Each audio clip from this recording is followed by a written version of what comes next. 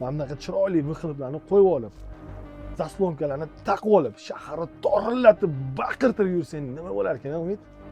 Oka, nima bo'lardi? Birinchidan, shtrafstayanki. Ja, sho'xro bola bo'lsangiz, 15 sutga assalomu alaykum. Hozirgi paytda reydlarning dodasi bo'layotgan paytda mana bu pultli zaslonkalarni qo'ymaganinglarni maslahat beraman.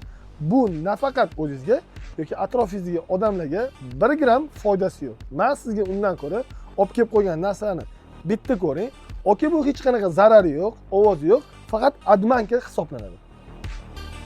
Ayniqsa yili eski inovarga haydab yuradigan okalar, mashinani vidazgina o'zingizga yoqmayapti. O'zgartirmoqsizlar. Mana shu olib kelib qo'ygan nasabkamzani qo'ying, mashinangiz o'zgacha vidga aylanadi. Masalan, Mercedes AMG 2 xil varianti. Akropovichni ham bir 4 xil, 5 xil variantini topsangiz bo'ladi. Brabus Mercedes, Volkswagen'dagi okalar, bu videoni yaxshilab vнимательно ko'ringlar. BMW'dagi okalar, MK'si, Lexus'dagi okalar, Lexus varianti.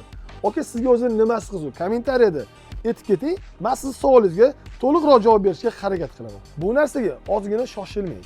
Agar qo'yib yurmagan usta bo'lsa, qiynalishi aniq. Siz menga murojaat qiling, men sizga ustaning nomerini beraman. Usta bilan maslahatlashib, mashinangizga qanaqa variant to'g'ri kelishini aytsangiz, o'sha narsani yetkazib beraman.